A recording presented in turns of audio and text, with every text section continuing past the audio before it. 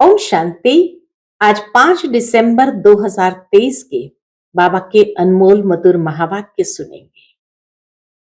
त्रिकालदर्शी बाबा ने आकर हम बच्चों को तीनों कालों का ज्ञान दिया है। इसलिए बाबा कहे तुम भावी को भी बहुत अच्छे से जानते हो कि भविष्य में क्या होने वाला है। भविष्य में जो बातें होगी उसको तुम अच्छी तरह से जानते हो, इसीलिए रोने की दरकार नहीं है। आज की दुनिया में मनुष्य भले ये कहते हैं कि सारे संसार के अंदर पीस हो जाए, शांति हो जाए, लेकिन जैसे कहा जाता है नर चाहत कुछ और होवत कुछ और। तो बाबा कहे पीस तो इस दुनिया में होगी नहीं। अब तो इस दुनिया की भावी है कि महाविनाश होना ही है, नेचुरल कैलेमिटीज होनी ही है। ये सब कुछ जानते हुए तुम बच्चों की स्थिति सदा अचल अडोल है कि ये भावी टाले नहीं टले। कोई कितना भी उसको टालने का प्रयत्न करे परंतु ये टल नहीं सकती।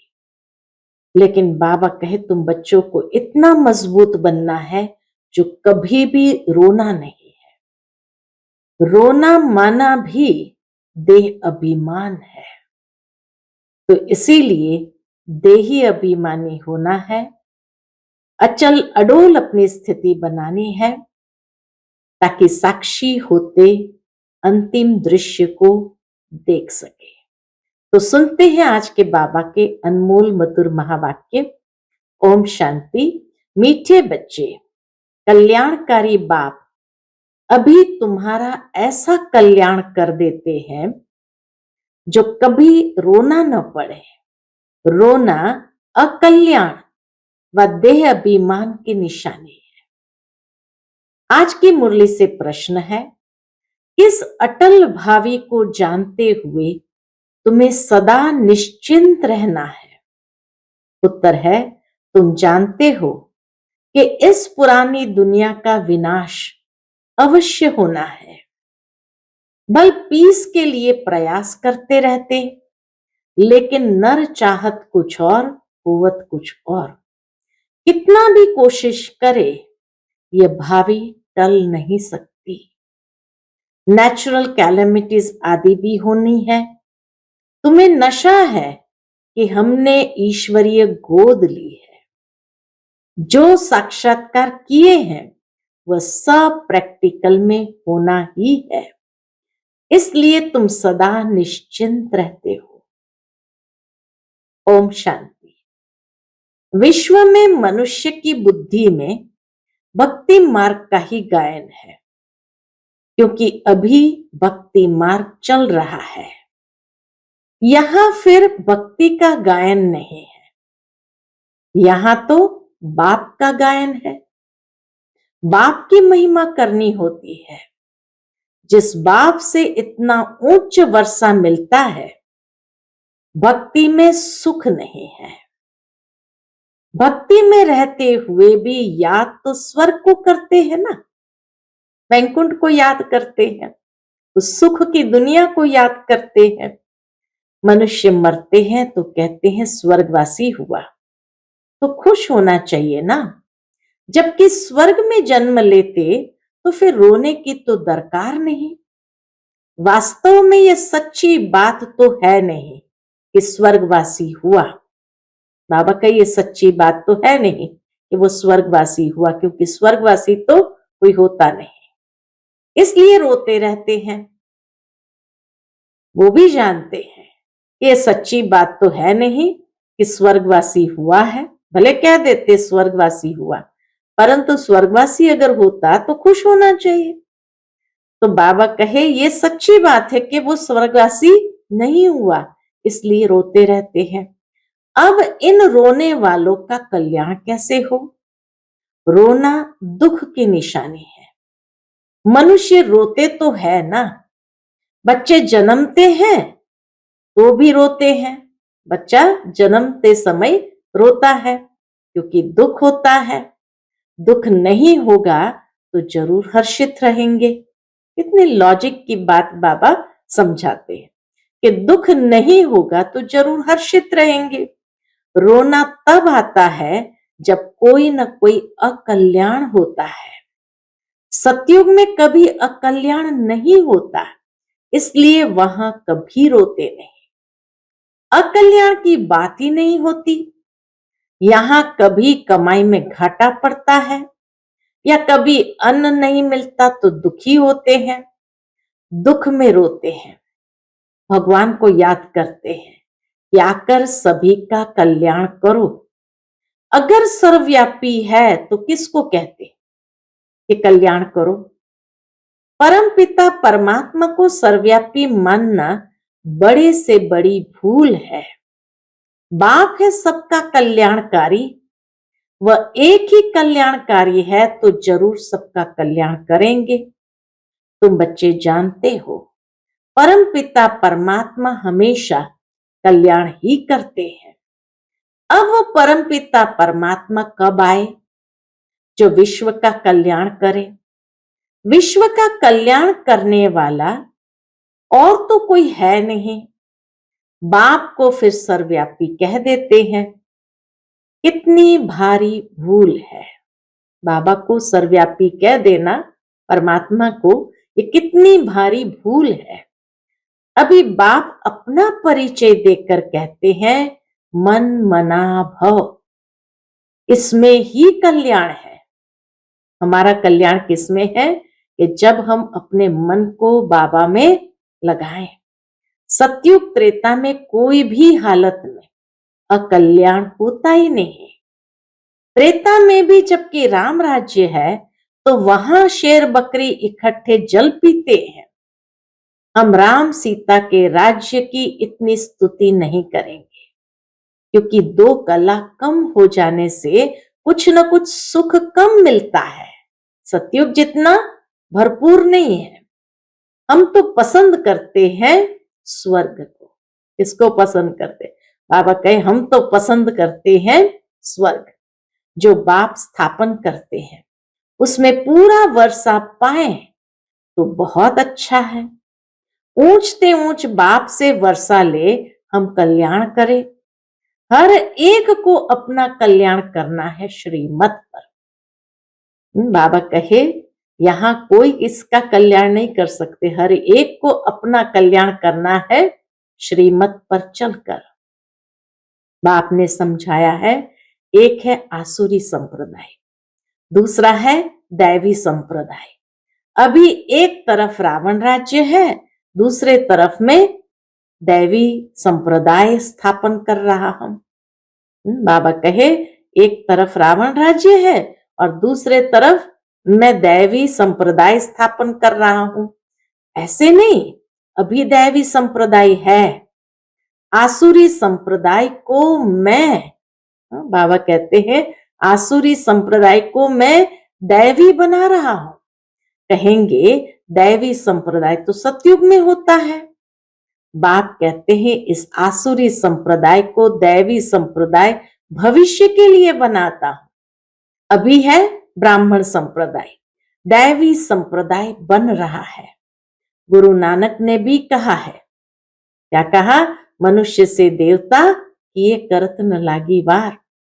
परंतु कौन से मनुष्य है जिनको देवता बनाएंगे? वह ड्रामा के आदि मध्य अंत को तो जानते नहीं। सृष्टि के आदि में जो लक्ष्मी नारायण श्रेष्ठाचारी है वह भी आदि मध्य अंत को नहीं जानते, त्रिकालदर्शी नहीं है।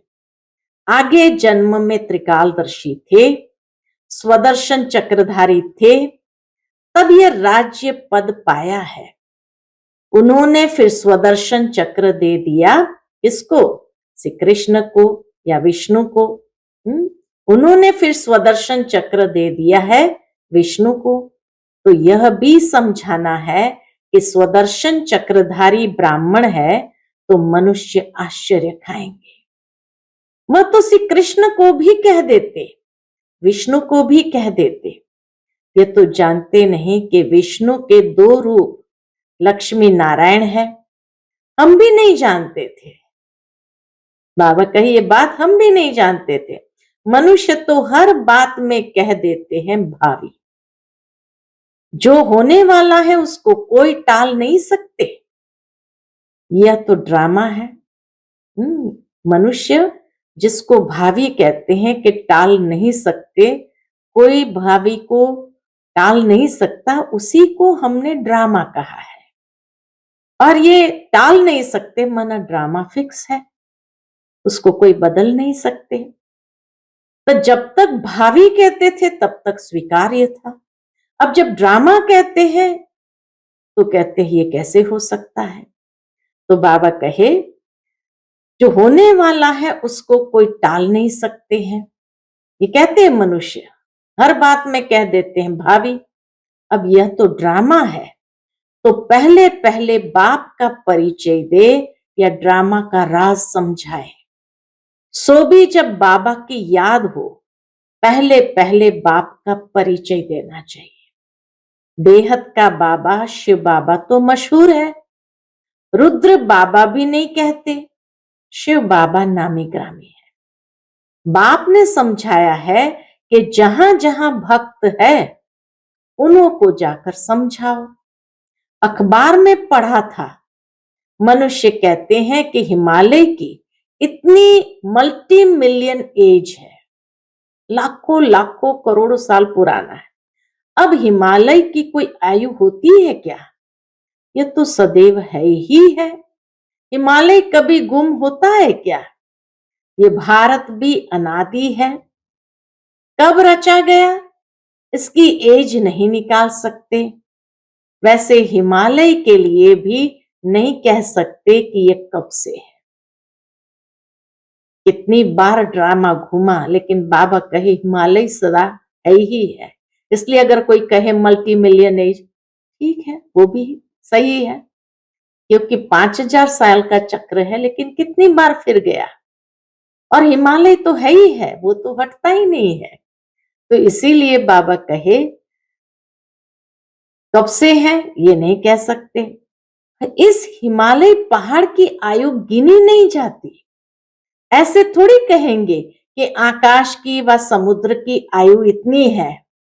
हिमालय की आयु कहते हैं तो समुद्र की भी बताएं। कुछ भी जानते नहीं।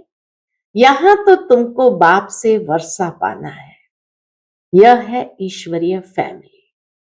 चलो समुद्र की भी आयु निकाल दी, हिमालय, फायदा क्या? उससे क्या जीवन में उन्नति होगी? इसलिए बाबा कहे इसमें जाना नहीं। हमारा मुख्य लक्ष्य है बाबा से वर्षा पाना, ये पुरुषार्थ करना है। यह है ईश्वरीय फैमिली। तुम जानते हो बाप का बनने से स्वर्ग के मालिक बनते हैं। एक राजा जनक की बात नहीं है। जीवन मुक्ति में अथवा राम राज्य में तो बहुत होंगे ना। सबको जीवन मुक्ति मिली होगी। तुम सेकंड में मुक्ति, जीवन मुक्ति पाने के पुरुषार्थी हो। बच्चा बने हो, मम्मा बाबा कहते हो, जीवन मुक्ति तो मिलेगी ना, समझ सकते हैं। प्रजा तो ढेर के ढेर बनती जाती है। दिन प्रतिदिन प्रभाव तो निकलना है ना। यह धर्म की स्थापना करना बड़ी मेहनत है। वह तो ऊपर से आकर स्थापन करते हैं, उनके पिछाड़ी ऊपर से आते जाते हैं। यहां तो एक एक को राज्य भाग्य पाने का लायक बनाना पड़ता है। लायक बनाना बाप का काम है, जो मुक्ति जीवन मुक्ति के लायक थे। सबको माया ने क्या बना दिया? बाबा कहे सबको माया ने नालायक बना दिया है। 5 तत्व भी नालायक बने हैं, फिर लायक बनाने वाला बाप है। तुम्हारा भी सेकंड सेकंड जो पुरुषार्थ चलता है, समझते हैं कल्प पहले भी फलाने ने ऐसे ही पुरुषार्थ किया था। कोई आश्चर्यवत भागंती हो जाते हैं, फारकती दे देते हैं, प्रैक्टिकल देखते रहते हैं, यह भी समझते हैं विनाश सामने खड़ा है। ड्रामा अनुसार सबको एक्ट में आना है। नर चाहत कुछ और, होवत कुछ और। वह चाहते हैं पीस हो, परंतु भावी को तुम बच्चे जानते हो। तुमने साक्षात्कार किया है। वह बल कितना भी माथा मारे कि विनाश न हो, परंतु ये भावी टल नहीं सकती। अर्थक्वेक, नेचुरल कैलेमिटीज होगी, वह क्या कर सकते? कहेंगे यह तो गॉड का काम है। तुम्हारे में भी बहुत थोड़े हैं जिनको इतना नशा चढ़ता है और याद में रहते हैं। सब तो परिपूर्ण नहीं बने हैं। तुम जानते हो ये भावी टलने की नहीं है। ये भावी टलने की नहीं है। अन्न नहीं है, मनुष्य के रहने के लिए जगह नहीं है, 3 पैर पृथ्वी के नहीं मिलते हैं। तुम्हारा यह है ईश्वरीय परिवार, माता पिता और बच्चे।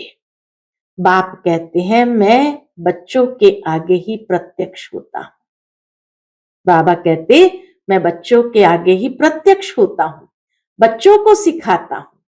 बच्चे भी कहते हैं हम बाप की मत पर चलते हैं। बाप भी कहते हैं मैं बच्चों के ही सन्मुख आकर मत देता हूं, बच्चे ही समझेंगे। नहीं समझते हैं तो छोड़ो, लड़ने की कोई बात नहीं। बाबा कहे तुम्हें किसी से लड़ाई करनी नहीं है, नहीं समझते छोड़ दो। हम परिचय देते हैं बाप का। बाप कहते हैं मुझे याद करो तो विकर्म विनाश होंगे, और स्वदर्शन चक्र को याद करो तो चक्रवर्ती राजा बनेंगे। मन मना भव, मध्याजी भव का अर्थ भी यह है कि मुझे याद करो और चक्र को याद करो। तो मन मना भव मध्याजी भव का अर्थ भी यह है। बाप का परिचय दो जिससे क्रिएटर और क्रिएशन का राज तो समझ जाए। मुख्य यह एक ही बात है, बाप का परिचय ये मुख्य बात है। गीता में मुख्य यह एक ही भूल है। बाप कहते हैं मुझ कल्याणकारी को ही आकर कल्याण करना है, बाकी शास्त्रों से कल्याण हो नहीं सकता। पहले तो सिद्ध करना है कि भगवान एक है। उनको तुम याद करते हो परंतु जानते नहीं हो। बाप को याद करना है तो परिचय भी चाहिए ना। वह कहाँ रहते हैं, आते हैं व नहीं। बाप वर्षा तो जरूर यहां के लिए ही देंगे या वहां के लिए देंगे। बाप तो सन्मुख चाहिए। शिवरात्रि भी मनाते हैं। शिव तो सुप्रीम फादर है सब आत्माओं का। वह रचता है, नई नॉलेज देते हैं। सृष्टि चक्र के आदि मध्य अंत को वह जानते हैं। वह है ऊंचे से ऊंचा टीचर जो मनुष्य को देवता बनाते हैं, राजयोग सिखाते हैं। मनुष्य कभी राजयोग सिखला न सके, हमको भी उसने सिखलाया तब हम सिखलाते हैं। गीता में भी शुरुआत में और अंत में मन मना भव और मध्याजी भव कहा है। झाड़ और ड्रामा का नॉलेज भी बुद्धि में रहता है, डिटेल में समझाना पड़ता है। रिजल्ट में फिर भी एक बात आती है। कौन सी बात आती है? बाप और वर्षी को याद करना है। यहां तो एक ही बात है, हम विश्व के मालिक बनेंगे। विश्व का कल्याणकारी ही विश्व का मालिक बनाते हैं। स्वर्ग का मालिक बनाएंगे, नरक का थोड़ी मालिक बनाएंगे। बाबा आकर स्वर्ग का मालिक बनाएंगे, नरक का थोड़ी मालिक बनाएंगे। दुनिया ये नहीं जानती कि नरक का रचयिता रावण है, स्वर्ग का रचयिता बाप है। अब बाप कहते हैं मौत सामने खड़ा है, सबकी वानप्रस्थ अवस्था है, मैं लेने आया हूं। मुझे याद करो तो विकर्म विनाश होंगे। आत्मा मैली से शुद्ध हो जाएंगी, फिर तुमको स्वर्ग में भेज देंगे। ये निश्चय बुद्धि से किसको समझाना है? तोते मुआफिक नहीं। बाबा कहे निश्चय बुद्धि होकर समझाना है, तोते मुआफिक नहीं। निश्चय बुद्धि को फिर रोने की व देह अभिमान में आने की बात नहीं रहती। देह अभिमान बहुत गंदा बना देता है। अब तुम देही अभिमानी बनो, शरीर निर्वाह कर्म करो, वह तो कर्म सन्यासी बन जाते हैं। यहां तो तुमको गृहस्थ व्यवहार में रहना है, बच्चों को संभालना है। बाप को और चक्र को जानना तो बहुत सहज है।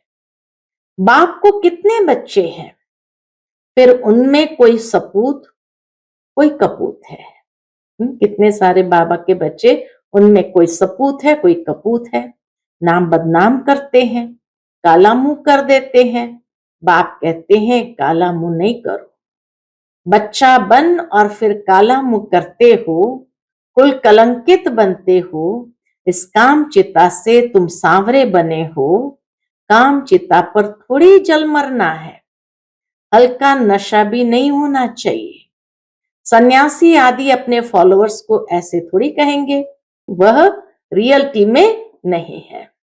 बाप तो सबको सच्ची बातें समझाते हैं। बाप कहते हैं मुझे याद करो, तुमने गारंटी की है। बाबा आपकी मत पर चल, हम स्वर्गवासी बनेंगे। बाप कहते बच्चे फिर विषय गटर में गिरने का ख्याल क्यों करते हो? तुम बच्चियां जब ऐसी मुरली चलाओ तो कहेंगे ऐसा ज्ञान तो हमने कभी सुना नहीं। मंदिर के हेड्स को पकड़ना चाहिए, चित्र ले जाना चाहिए। यह त्रिमूर्ति झाड़ दिलवाड़ा के ही चित्र है। ऊपर में दैवी झाड़ खड़ा है, बाकी दैवी झाड़ जो पास्ट हो गया वह दिखाते हैं। ऐसी सर्विस कोई करके दिखाए तब बाबा महिमा करे।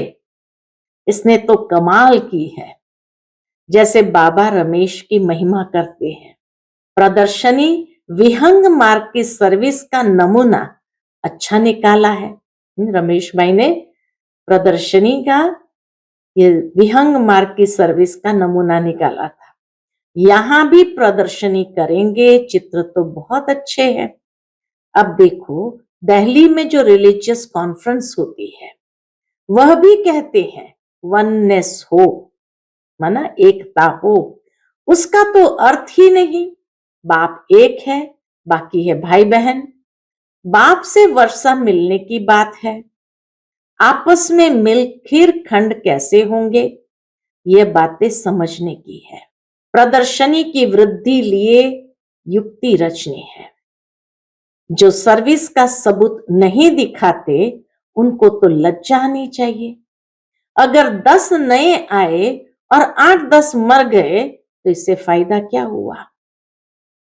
तो बाबा कहे सर्विस का सबूत देना है। अच्छा, मीठे मीठे सिकिलते बच्चों प्रति माता पिता बाप दादा का याद प्यार और गुड मॉर्निंग। रूहानी बाप की रूहानी बच्चों को नमस्ते। हम सभी रूहानी बच्चों की रूहानी माता पिता बाप दादा को याद प्यार, गुड मॉर्निंग और नमस्ते। नमस्ते। शुक्रिया बाबा, शुक्रिया। आज की मुरली से धारणा के लिए मुख्य सार है। पहली पॉइंट, शरीर निर्वाह अर्थ काम करते देही अभिमानी रहने का अभ्यास करना है। किसी भी परिस्थिति में रोना व देह अभिमान में नहीं आना है। दूसरी पॉइंट, श्रीमत पर अपना और दूसरों का कल्याण करना है। सपूत बन बाप का नाम बाला करना है।